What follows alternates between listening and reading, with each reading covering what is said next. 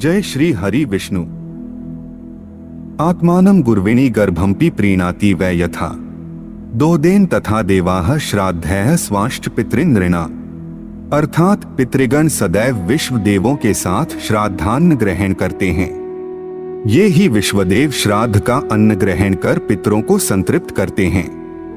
वसु, रुद्र देवता, पितृ तथा श्राद्ध देवता श्राद्धों में संतृप्त होकर श्राद्ध करने वालों के पितरों को प्रसन्न करते हैं। जैसे गर्भिणी स्त्री दोहद अर्थात भोजन की अभिलाषा के द्वारा स्वयं को और अपने गर्भस्थ जीव को भी आहार पहुंचाकर प्रसन्न करती है, वैसे ही देवता श्राद्ध के द्वारा स्वयं संतुष्ट होते हैं और पितरों को भी संतुष्ट करते हैं।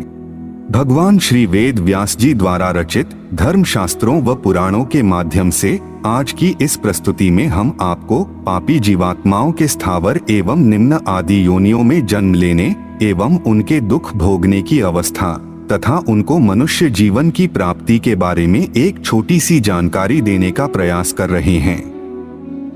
एक बार की बात है, सिद्धाश्रम तीर्थ में महामुनि सूत जी नैमिषारण्य के निवासी मुनियों को अपने मुख से निकले हुए ज्ञान रूपी अमृत का पान कराकर सभी मुनियों को तृप्त कर रहे थे। तभी मुनियों ने सूत जी से प्रश्न किया कि हे विप्रवर, हम यह जानना चाहते हैं कि जब कोई पापी मनुष्य मृत्यु को प्राप्त होता है तब वह निश्चित ही विभिन्न प्रकार के नरकों को प्राप्त होता है। जब वह नरक भोग कर लेता है तो वह निश्चित ही निम्न योनियों में जन्म लेता है। परंतु हे तात, जब वह इन सभी प्रकार के निम्न आदि योनियों का फल भी भोग लेता है तब उसको यह अत्यंत दुर्लभ मनुष्य योनि कब और कैसे प्राप्त होती है? कृपया हमें इन सभी बातों के बारे में भली भांति ज्ञान देने की कृपा करें। तब महामुनि सूत जी ने कहा, हे महान ब्राह्मणों, मैं आपको यह सब ज्ञान यथार्थ रूप बता रहा हूँ, ध्यान से सुनो। हे ब्राह्मणों, कर्म पाश में बंधे हुए जीव स्वर्ग आदि पुण्य स्थानों में पुण्य कर्मों का फल भोग कर तथा नरक यातनाओं में पापों का अत्यंत दुखमय फल भोग कर क्षीण हुए कर्मों के अवशेष भाग से इस लोक में आकर स्थावर एवं निम्न आदि योनियों में जन्म लेते हैं। वृक्ष, गुल्म, लता, वल्ली और पर्वत तथा तृण ये स्थावर योनियों के नाम से विख्यात हैं। स्थावर जीव महामोह से आच्छन्न होते हैं। स्थावर योनियों में उनकी स्थिति इस प्रकार होती है कि पहले वे बीज रूप से पृथ्वी में बोए जाते हैं, फिर जल से सींचने के पश्चात मूल भाव को प्राप्त होते हैं। उस मूल से अंकुर की उत्पत्ति होती है।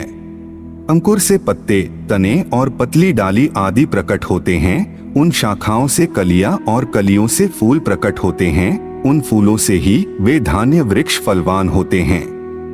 स्थावर योनि में जो बड़े बड़े वृक्ष होते हैं वे भी दीर्घ काल तक काटे जाने, दावानल में जलने तथा सर्दी गर्मी लगने आदि के महान दुख का अनुभव करके मर जाते हैं। तदंतर वे जीव कीट आदि योनियों में भी जन्मते हैं और सदा अतिशय दुख उठाते रहते हैं। जैसे अपने से बलवान प्राणियों द्वारा पीड़ा प्राप्त होने पर वे उसका निवारण करने में असमर्थ होते हैं। शीत और वायु आदि के भारी क्लेश भोगते हैं और नित्य भूख से पीड़ित हो मल मूत्र आदि में विचरते हुए दुख पर दुख भोगते रहते हैं। तदंतर इसी क्रम से पशु योनि में भी आकर अपने से बलवान पशुओं की बाधा से भयभीत रहते हुए वे जीव अकारण ही भारी उद्वेग से कष्ट पाते रहते हैं। उन्हें हवा, पानी आदि का महान कष्ट सहन करना पड़ता है। वे अंडज योनियों में भी कभी वायु पीकर रहते हैं और कभी मांस तथा अपवित्र वस्तुएं खाते हैं। इसी प्रकार ग्रामीण पशुओं की योनि में आने पर भी उन्हें कभी भार ढोने, रस्सी आदि से बांधे जाने, डंडों से पीटे जाने तथा हल आदि धारण करने के समस्त दुख भोगने पड़ते हैं। इस प्रकार बहुत सी योनियों में क्रमशः भ्रमण करके वे जीव अत्यंत दुर्लभ मानव शरीर पाते हैं। कोई जीवात्मा किसी पुण्य विशेष के कारण बिना क्रम के भी शीघ्र मनुष्य योनि प्राप्त कर लेती है, किंतु मनुष्य जन्म पाकर भी कई जीवात्माएं नीची जातियों में नीच पुरुषों की टहल बजाने वाले, दरिद्र, अंगहीन तथा अधिक अंग वाले इत्यादि होकर वे कष्ट और अपमान उठाते हैं तथा अत्यंत दुख से पूर्ण ज्वर, ताप, शीत, गुल्म रोग, पाद रोग, नेत्र रोग, सिरदर्द, गर्भ वेदना तथा पसली में दर्द होने आदि के भारी कष्ट भोगते हैं। मनुष्य के जन्म के दौरान भी जब स्त्री और पुरुष के संयोग से जीव जरायु में उत्पन्न होता है, उसी समय जीव अपने कर्मों के वशीभूत हो रज तथा वीर्य के कलल में स्थित होता है। पूर्ण चेतना का अभाव होने पर भी माता के उदर में अत्यधिक ताप और क्लेश होने पर वह एक स्थान पर स्थिर न रह पाने के कारण वायु की प्रेरणा से इधर उधर भ्रमण करता है, फिर मनुष्य के आकार को पाता है।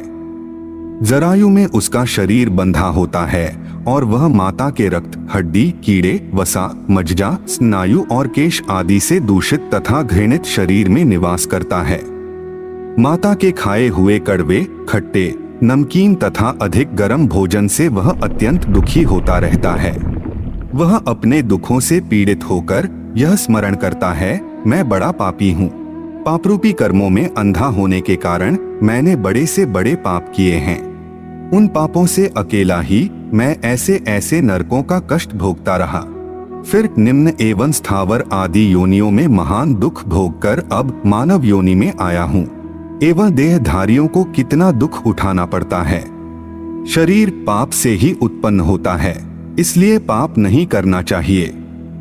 तदंतर वह अनेक प्रकार के दुखों को सहकर अंततः गर्भ से बाहर आता है और फिर से अपने पूर्व जन्म के कर्मों के अनुसार जीवन भर सुख दुख का अनुभव करता है एवं दुख के कारणवश वह अधिक पाप करता है और इसी प्रकार अधोगति प्राप्त होने पर वह जन्म मरण एवं सुख दुख के चक्र में फंस कर रह जाता है तथा यह कर्म निरंतर चलता ही रहता है।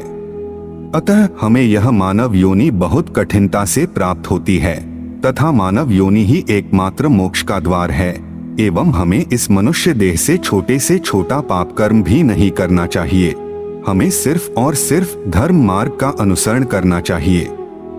तो यह थी पापी जीवात्माओं के निम्न एवं स्थावर आदि योनियों में जन्म लेने एवं उनके दुख भोगने की अवस्था तथा उनको मनुष्य जीवन की प्राप्ति के बारे में एक छोटी सी जानकारी। हम आशा करते हैं कि आपको यह जानकारी अच्छी लगी होगी। अगर अच्छी लगी हो तो वीडियो को लाइक करें और हमारे चैनल को सब्सक्राइब करने का कष्ट करें। अगर आपने हमारा चैनल पहले से ही सब्सक्राइब कर रखा है तो इसके लिए हम हृदय की अनंत गहराइयों से आपका कोटि कोटि धन्यवाद करते हैं। अपनी अगली प्रस्तुति में हम आपको एक नई जानकारी देने का प्रयास करेंगे।